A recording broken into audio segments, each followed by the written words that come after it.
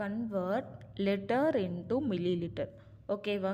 லிட்டர்லேருந்து milli லிட்டருக்கு மாற்றணும் அப்படின்னா நமக்கு அதுக்கு முன்னாடி ஒரு ஃபார்முலா தெரியணும். அதாவது என்னென்னா 1 லிட்டர் ஈக்குவல் டு 1000 மில்லி லிட்டருன்ற ஃபார்முலா நமக்கு தெரிஞ்சிருக்கணும். ஓகேவா? 1 லிட்டர் ஈக்குவல் டு 1000 மில்லி லிட்டருன்ற ஃபார்முலா நமக்கு தெரிஞ்சிருக்கணும். இப்போது எக்ஸாம்பிளுக்கு ஒரு சம் எடுத்துக்கோங்களேன். 8 லிட்டர்னு இருக்குதுன்னு வச்சுக்கோங்க. 8 லிட்டரை நான் எப்படி எழுதலாம்?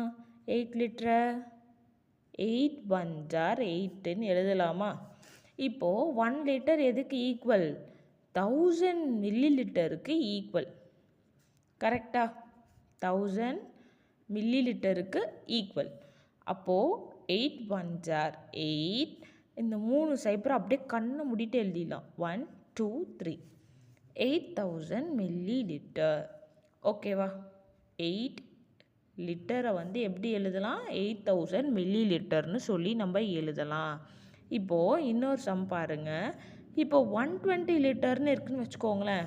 இதை நம்ம எப்படி எழுத போகிறோம்? 120 லிட்டர் ஈக்குவல் டு 120 இன்ட்டு 1 லிட்டர்னு எழுதலாமா?